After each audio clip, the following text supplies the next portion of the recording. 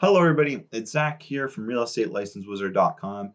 Today, we are talking about something one of my newest students asked me via email about last week. Should I stop retaking the real estate exam? So, this video is directed towards people who have failed maybe more than a couple times. It is also a follow up to my previous video covering specifically failing the real estate exam and what to do afterwards. I will link that down below, and I encourage you to watch that one already before you watch this video. So this student emailed me and seemed pretty disheartened with her whole situation. She stated she took the exam 6 different times and failed each time, and was wondering if she should give up or try again and enroll in our prep course. So I figured this would be a great opportunity to talk about a bridge that some people may cross during their real estate journey.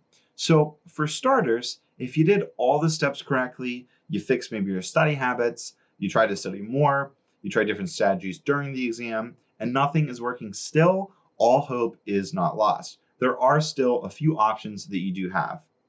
For starters, and I touched on this briefly in our previous video, find a new instructor or a new prep course provider. There is no shame in it. Everyone learns differently and everyone teaches differently. So sometimes you have to look for a different exam prep provider or different prep materials to help you fully prepare for the real estate exam. No good instructor will be upset if you do explore your options. Sure, they may be disappointed, but the truth is, all us teachers just want you to pass.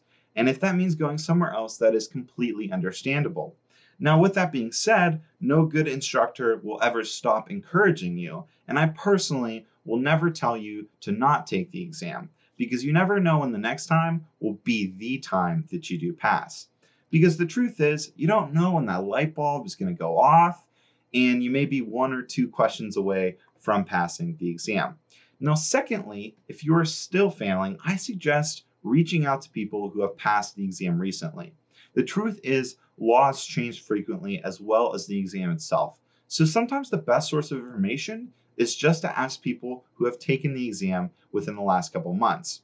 Now, with that, you can also reach out to local brokerages and ask them for their input. Sometimes local agents and brokers have their own study resources that may help you pass the real estate exam. Now, as our last option for people who are still not passing the real estate exam, you just may need a break. Now, I know it may stink, but taking a break from your pursuit in real estate is an option. Maybe your life right now is just a little too chaotic and you are feeling overwhelmed. If that's the case, don't be afraid to take a break. Now, keep in mind your pre-licensing does expire in most states if you do not pass within a certain amount of time. So you might have to complete it again if you take too long of a break. But there is no shame in taking just a few weeks or months off.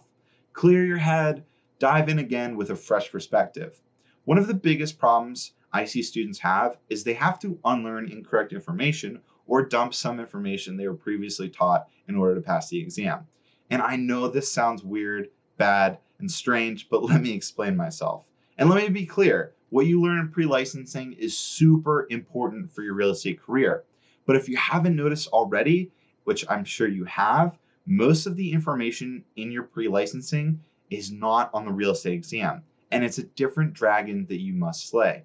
Because it's different, sometimes conflicting laws and definitions on the exam are confusing, and it's best to just start over. So with that in mind, if you have to take a few weeks or months off before you try again, do not be afraid to.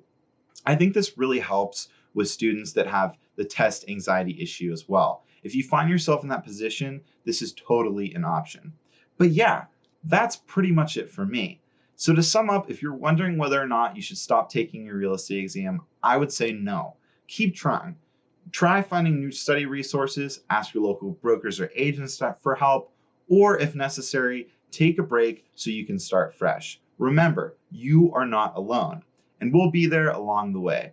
Anyways, don't forget to like and subscribe for more. For more real estate exam prep, check out our Answering Real Estate Exam Question series where we cover real estate exam vocab. Thank you so much for watching. Keep your head up and remember, you can pass the real estate exam. Thanks again. My name is Zachary Smiggle from realestatelicencewizard.com. As always, make today magical.